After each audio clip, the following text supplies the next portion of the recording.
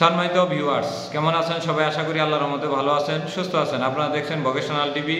Vocational টিভির পক্ষ থেকে সম্মানিত ভিউয়ার্স ভাই ও বোনদের জানাই আন্তরিক শুভেচ্ছা ও অভিনন্দন। আপনাদের সাথে আমি রয়েছি মোহাম্মদ রাশেদ মোশাররফ, শিক্ষক নিবন্ধনধারী, কারিগরি শিক্ষা ও trade instructor, Itna Nurpur DD মাদ্রাসা, ইটনা কিশোরগঞ্জ। আমার নিজ জেলা জামালপুর জেলা ও নিজ উপজেলা সরিষাবাড়ি উপজেলা।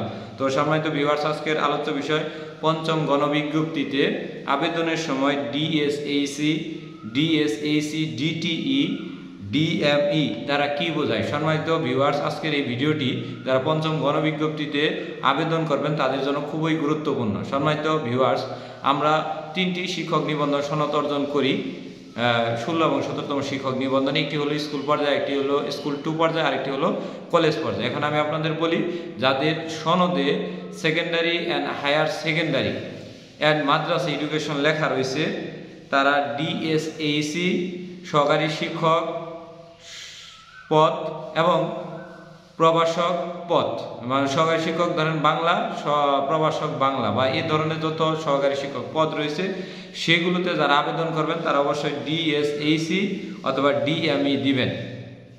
এবং যারা ট্রেড ইনস্ট্রাক্টর রয়েছেন অর্থাৎ স্কুল 2 পর্যায়ে রয়েছেন তারা ডিএসএইসি ডিএমই দিবেন।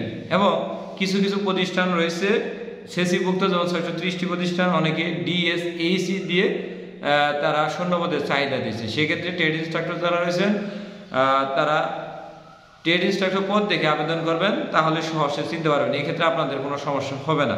কিন্তু যাদের সনদে সেকেন্ডারি অ্যান্ড হায়ার সেকেন্ডারি লেখা রয়েছে কিন্তু মাদ্রাসাও লেখা নেই, কারিগরিও লেখা নেই, তারা মাদ্রাসা এবং কারিগরিতে আবেদন করিতে পারিবে না।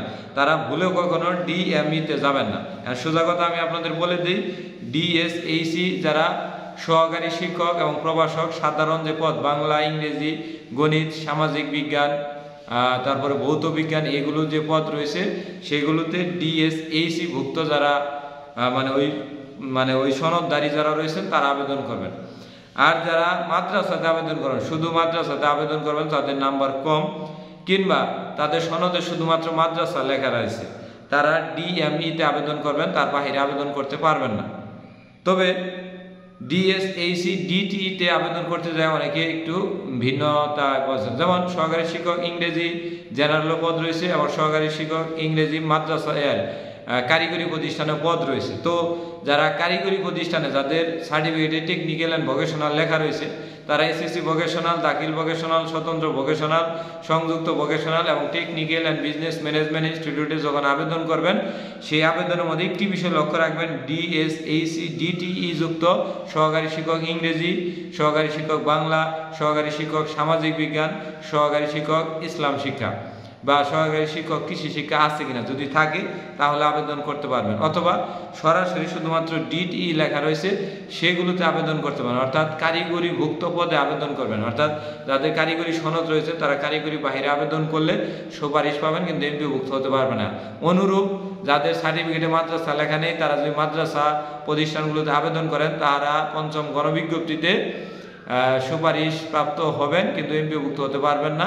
এর পাশাপাশি যারা জেনারেলভুক্ত প্রতিষ্ঠানে যাদের সার্টিফিকেটে মাদ্রাসা লেখা নেই তারা যদি মাদ্রাসায় আবেদন করে তাদের আবেদনও এই পঞ্চম গণবিজ্ঞপ্তি থেকে আর গ্রহণ করা হবে না। অর্থাৎ সার্টিফিকেটে যেভাবে যে অংশটুকু লেখা রয়েছে ঠিক ওই অংশটুকুই দিতে হবে। আর বাহিরে দিলে আপনি অনেক সময় আছে এমপিওভুক্তিতে যায় বিপদে পড়বেন, অনেক সময় প্যাটার্ন জটিলতায় বিপদে পড়বেন, পরবর্তী কোনো সমস্যা হলে বিপদে পড়বেন, মানে অনেকগুলো সমস্যার সম্মুখীন হবেন। এর বাহিরে আবেদন না করার জন্য আমরা সর্ব অনুরোধ করি এবং আমরা এনটিআরসির কয়েকজন কর্মকর্তার সাথে আমরা সাংবাদিক মারফত জানতে পেরেছি যে যার যার যতটুকু সনদে যেভাবে লেখা আছে ওর বাহিরে যেন আবেদন করে না। আবেদন করলে এবার আর এমপিওভুক্তি করা হবে না, সেটা মাউসিতে হোক, মেমিসে হোক কিংবা ডিটিতে হোক, কারিগরি শিক্ষা অধিদপ্তরে হোক, কোনোটাই এবার আর এমপিওভুক্ত হতে পারবে না। তো সেই হিসেবে যারা সহকারী শিক্ষক বাংলা, ইংরেজি, গণিত সহ জেনারেল স্কুল প্রতিষ্ঠানে আবেদন করবেন তারা ডিএসএইসিতে আবেদন করবেন।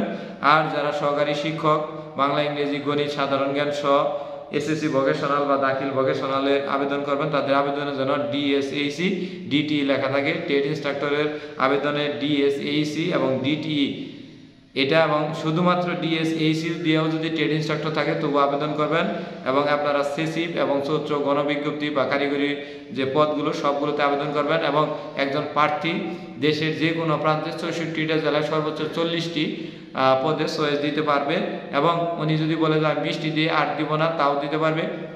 উনি 40টি দিয়ে যদি বলে যে নো আমি আর বাহিরে চাকরি করব না তাহলে ইয়েস অথবা নো দিতে পারে। যদি কয় যে আমি চাকরি করবো 40টা প্রতিষ্ঠান বাইরে তাহলে ইয়েস দিতে পারবে, আর যদি বলে যে না আমি 40টা বাইরে চাকরি করবো না তাহলে নো দিবে। অনেকে বলে যে আমি যদি ইয়েস দিয়ে রাখি তাহলে আমাদের গ্রাম অঞ্চলের প্রতিষ্ঠানেই হয়, বিষয়টি ঠিক নয়। 40টি প্রতিষ্ঠানের যে কোনো একটিতে যদি আপনি সর্বোচ্চ নম্বরদারি হন তাহলে আপনাকে সেখান থেকে সরিয়ে গ্রাম অঞ্চলের কোনো মফস্বল বা রুরাল এলাকায় আপনাকে নিয়োগ সুপারিশ করবে না। তো বিষয়টি আমি আজকে আপনাদের পঞ্চম গণবিজ্ঞপ্তি ডিএসএইচসি ডিটিই এবং ডিএমই দ্বারা সহজ করে বুঝিয়ে দিলাম। আশা করি ভিডিওটি বুঝেছেন। এর বাহিরেও যদি কোনো পদ থাকে তাহলে আমাদের অবশ্যই হোয়াটসঅ্যাপ মেসেঞ্জারে দেবেন, আমরা এই ধরনের ভিডিও আবার তৈরি করার চেষ্টা করব। সবাই ভোকেশনাল টিভির সাথেই থাকুন। ধন্যবাদ সবাইকে।